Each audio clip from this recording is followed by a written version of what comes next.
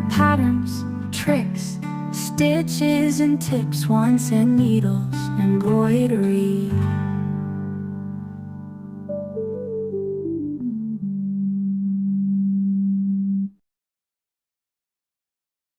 In this video, we're going to be taking a look at long and short stitch. And to begin this stitch, we're just going to start lining up stitches of various lengths, side by side, parallel to one another, working across the bottom edge of our shape here.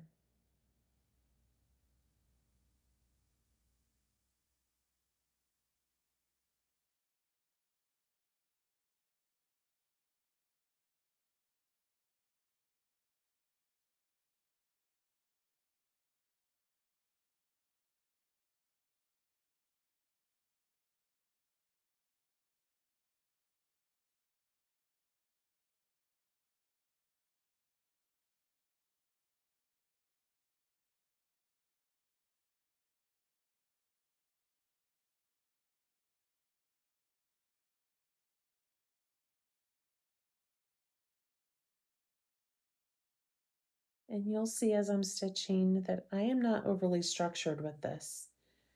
I will sometimes lay a couple longer stitches together or a couple shorter stitches together. I don't worry too much about always alternating between a long and a short stitch. I just try to lay down my stitches in a way that feels natural and that creates the effect that I'm going for.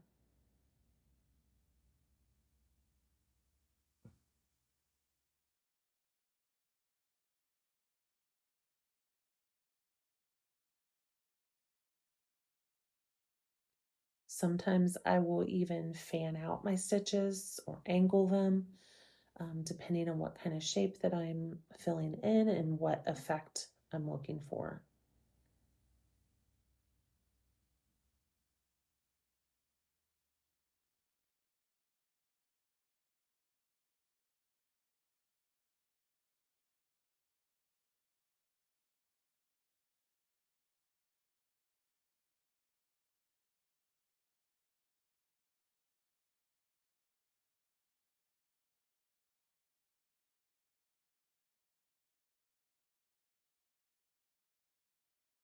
This stitch is really great for adding a little bit of extra texture and interest to your embroidery. It can be used to stitch things like hair or fur on an animal. It can also be used to color blend or to do what we call thread painting.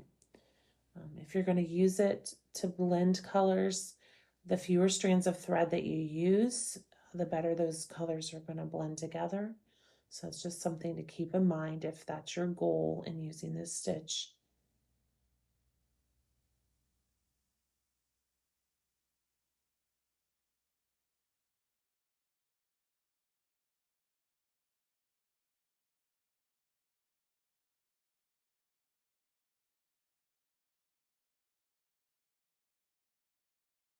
I'm just going to keep on working, laying down stitches till we get to the far edge of our bottom row here. And then I am going to do a little bit of color blending with this shape. So as I work into the second row, I'm going to use a slightly lighter shade of green here to just gradually alter my colors as I work up towards the top of the shape.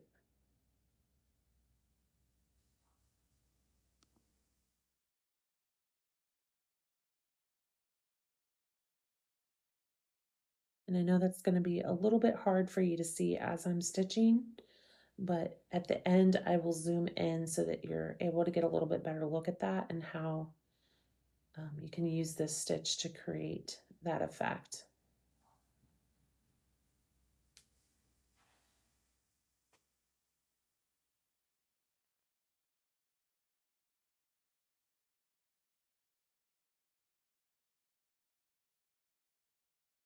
So we work into this second row here. We're going to continue laying down those stitches of various lengths.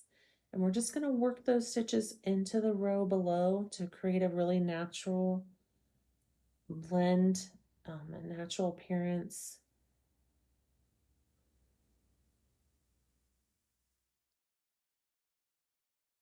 When I first learned embroidery, this stitch was one that was very intimidating to me.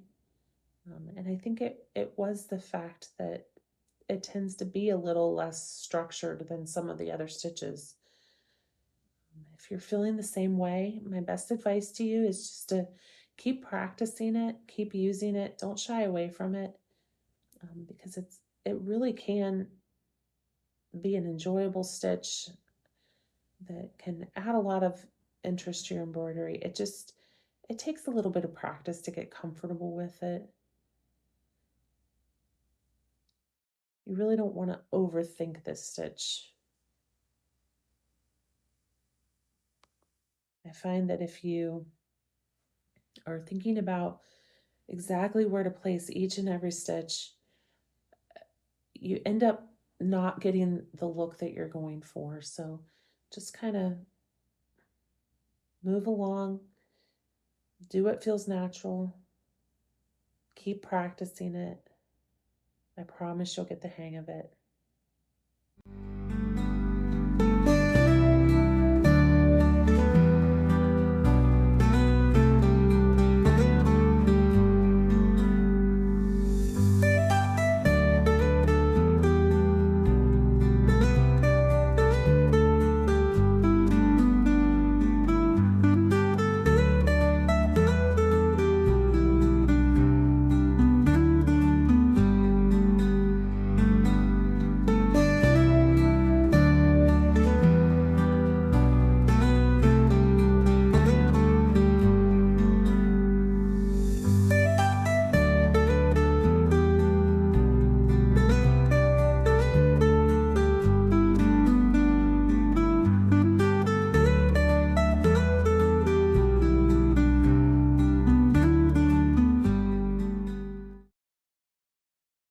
Just about finished up our second row here.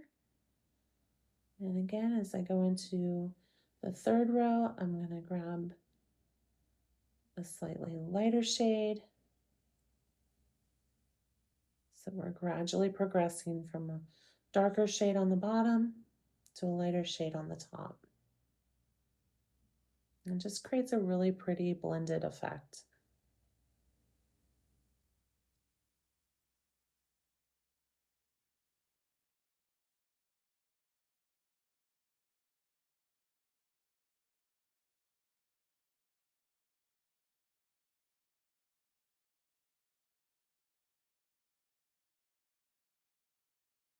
And this will be our final row of stitching. And again, we're just going to work these stitches into the row below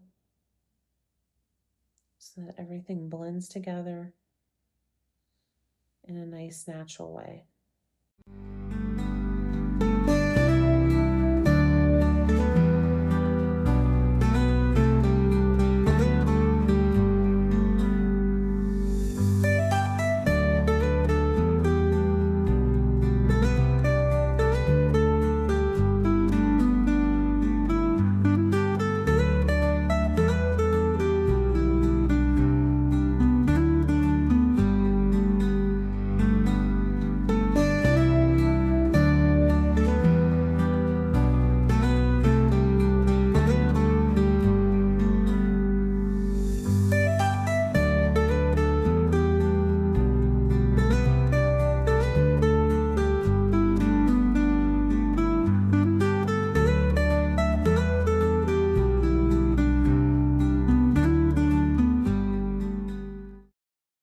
Another nice thing with this stitch is that if you're not happy with the effect you've created, you can always go back in and add some additional stitches until you're happy with the way everything's blending together.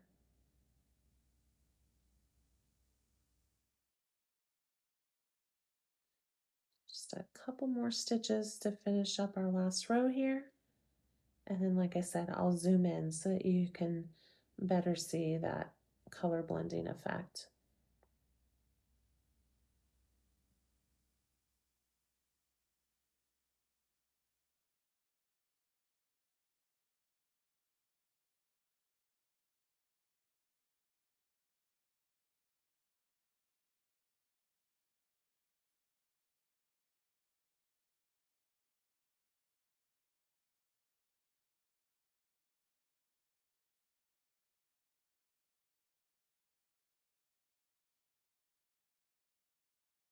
So there you can kind of see that variation in color.